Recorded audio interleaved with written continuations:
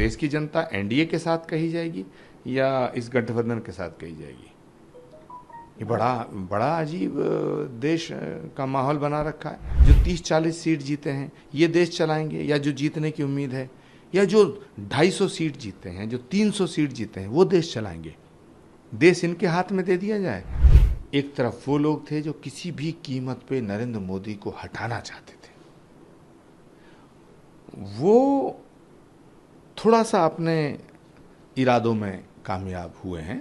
तीसरी बार नरेंद्र मोदी जी को भारत के प्रधानमंत्री के पद पर शपथ लेते हुए देश की जनता देखना चाहती है। अगर नरेंद्र मोदी जी से नाराज होती तो उन्हें इतना बड़ा मैंडेट ना देती। परिणाम बहुत अच्छे हैं। जनता का जनादेश है कि नरेंद्र मोदी तीसरी बार प्राइम मिनिस्टर बनने चाहिए।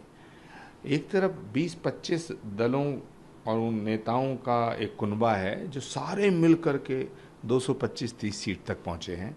एक तरफ अकेले नरेंद्र मोदी के नाम पर बीजेपी अभी भी 250 तक पहुंच गई है। तो जीत किसकी है? देश की जनता किसे चाहती है?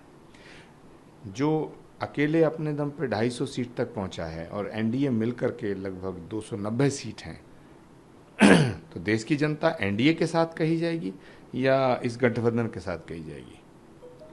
ये बड़ा बड़ा अजीब देश का माहौल बना रखा है। अरे सारे मिलके जो 90-92 सीट जीता है वो देश चलाएंगे, जो 30-40 सीट जीते हैं ये देश चलाएंगे, या जो जीतने की उम्मीद है, या जो 250 सीट जीते हैं, जो 300 सीट जीते हैं, वो देश चलाएंगे?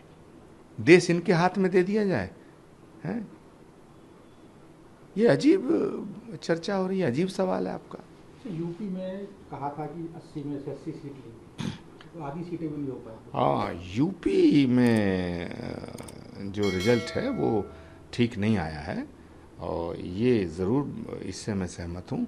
और मुझे लगता है कि उत्तर प्रदेश में जो पार्टी के कुछ नेता थे, बड़े नेता थे, और उत्तर प्रदेश में जो भाजपा का संगठन था, उसने उतनी जागरूकता नहीं दिखाई। पहले 2 फेज में तो बिल्कुल ही सोया पड़ा था, उसके बाद थोड़ा सा जागृति आई, लेकिन उत्तर प्रदेश में उतना नुकसान हो गया जितना नुकसान होना नहीं चाहिए था।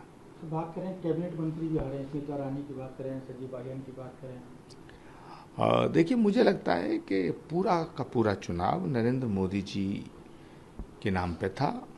एक तरफ वो लोग थे जो किसी भी कीमत पे नरेंद्र मोदी को हटाना चाहते थे, वो थोड़ा सा अपने इरादों में कामयाब हुए हैं। लेकिन देश नरेंद्र मोदी के साथ खड़ा था, देश नरेंद्र मोदी के साथ खड़ा है। पूरे देश में 38 से 40% वोट जिस व्यक्ति के साथ खड़ा हो, जिस नेता के साथ है, तो मुझे तो लगता है कि प्रधानमंत्री नरेंद्र मोदी की ये बहुत बड़ी विक्ट्री है। 10 साल देश में सरकार चलाने के बाद, और नरेंद्र मोदी के प्रति इतना प्यार है लोगों में कि करोड़ों लोग उनके साथ खड़े हैं। 250 से ज़्यादा सीट उनको देने के लिए देश की जनता ने मैंडेट वोट दिया है। तो मुझे लगता है कि नरेंद्र मोदी जी के हाथों में तीसरी बार ये देश जाएगा, और प्रधानमंत्री के पद की शपथ प्रधानमंत्री नरेंद्र मोदी जी को ही लेनी चाहिए। अगर बात करें नीतीश कुमार बाबू की और चंद्रबाबू नायडू की, उनका क्या रुख दिखता है, जो कि कई बार नीतीश पलटे मार गए हैं? देखिए, नीतीश कुमार जी और चंद्रबाबू नायडू जी के साथ बीजेपी का प्रीपोल अलायंस है, चुनाव से पहले का अलायंस है, तो उस पर खामोखा संदेह करना वो तो गलत है। नीतीश कुमार जी नरेंद्र मोदी जी के साथ हैं, पासवान, मांझी, जीतन राम मांझी, चंद्रबाबू नायडू, और बीजेपी ने कितनी बड़ी कामयाबी हासिल की है। उड़ीसा में सरकार बन रही है, आंध्र प्रदेश के अंदर चंद्रबाबू नायडू के साथ मिलकर के सरकार बनेगी, वहाँ काफ़ी सीटें जीत करके आए हैं। लेकिन कुल मिला के मैं ये कहना चाहता हूँ कि तीसरी बार नरेंद्र मोदी जी को भारत के प्रधानमंत्री के पद पर शपथ लेते हुए देश की जनता देखना चाहती है। अगर नरेंद्र मोदी जी से नाराज होती तो उन्हें इतना बड़ा मैंडेट ना देती। सर, एक आखिरी सवाल कि अगर कल को एनडीए जो घटक दल आपके हैं प्रधानमंत्री के पद पर नरेंद्र मोदी को ना देखना चाहें, तो फिर किसका चेहरा देखने की बात? देखिए, ये काल्पनिक सवाल है। क्या नीतीश कुमार जी ने ये कहा? क्या चिराग पासवान जी ने ये कहा है? क्या जीतन राम मांझी ने ये कहा है? क्या चंद्रबाबू नायडू ने ये कहा है? क्या जयंत चौधरी ने ये कहा है? जो एलाइज हैं बीजेपी के, उनमें से किसी नेता का बयान आया है? सबका बयान, सबकी भावना ये है कि नरेंद्र मोदी जी तीसरी बार देश के प्रधानमंत्री बने। हाँ, और देश की जनता ने उनका साथ दिया है। भाई, एक जो 90 सीट लेके आ रहे हैं, 50 सीट लेके आ रहे हैं, 30 सीट लेके आ रहे हैं, 2 सीट लेके आ रहे हैं, ये देश का प्रधानमंत्री बनने का ख्वाब देख रहे हैं, तो भाई इस देश का क्या होगा? नमस्कार, मैं हूं मानक गुप्ता।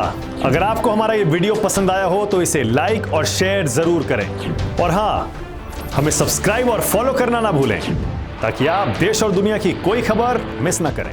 तो जुड़े रहिए हमारे साथ और देखते रहिए न्यूज़ 24।